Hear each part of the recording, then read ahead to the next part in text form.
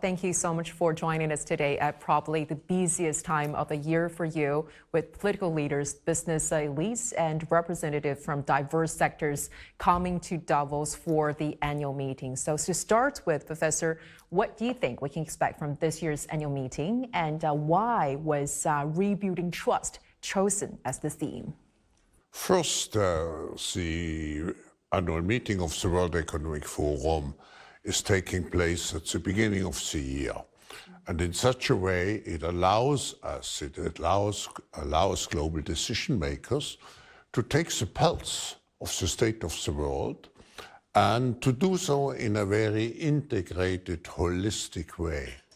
And afterwards also to look for common ground and, if possible, to find some solutions for the numerous problems we have today. Now, why did we choose the theme or the motto, rebuilding trust? Right. If we compare the world today with the world before we had the COVID pandemics, we find a completely different mood.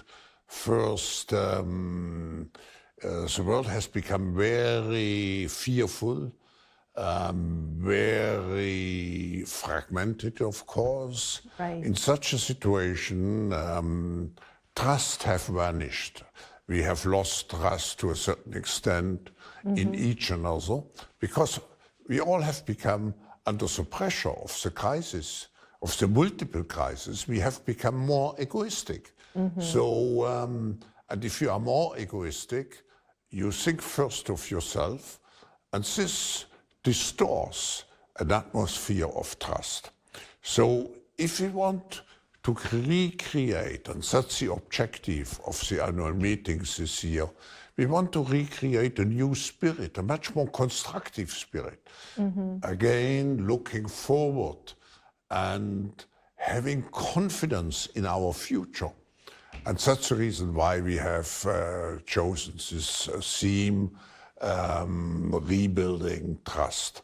And trust means you have to be a trustee. If you do not look just after yourself, but if you look after the community you are part of, you are trusted.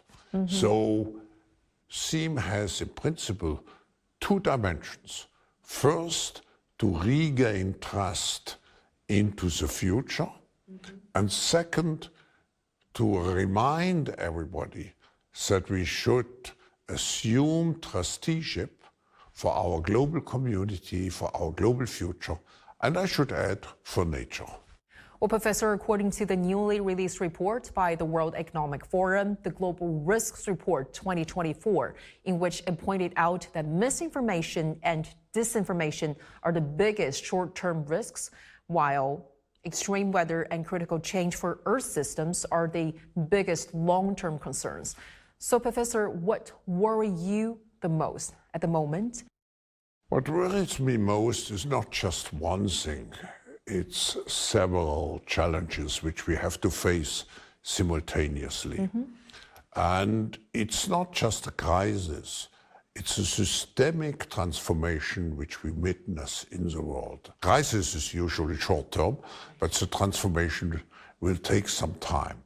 So we have first an economic transformation with reshaping of supply chains, with, let's say, the debt loads which we have with inflation and so on.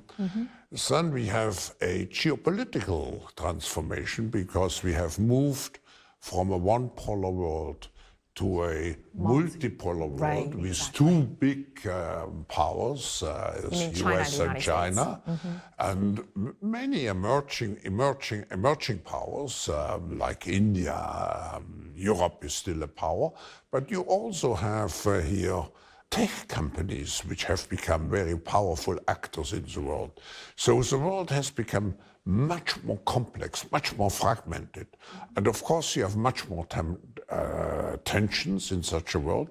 And unfortunately, some of those tensions have led to actually hot conflicts, to wars. But then we have, in addition, the challenge of the ecological, environmental transformation. We still too much dependent on carbon.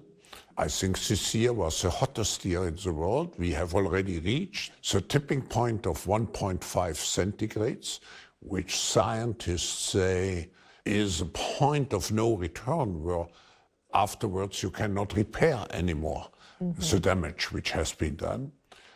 So we have to do the energy transition. We have to preserve biodiversity. And so on so forth, so it's the geopolitical, the economic, the environmental, and finally you have the technological. I had written in 2016 this book, The Fourth Industrial Revolution. Yes. And now we are in the exponential phase of the development of some of the technologies of the Fourth Industrial Revolution, particularly artificial intelligence, but also quantum computing, and I could go on and on. So here we have to make sure that those technologies, which will completely change, so it will change the way how we live, it will change business model, it will change competition among countries. So it seems that you're a little bit concerned about this pessimism that people, the pessimistic attitude that people are holding towards the future. I'm very concerned about the pessimism because pessimism leads to a certain lethargy. It leads to crisis management. What do you think could be the new way out? What we want to achieve at the annual meeting in Davos is to look forward, to look how do we want to end up in a positive way when we go through those transformations.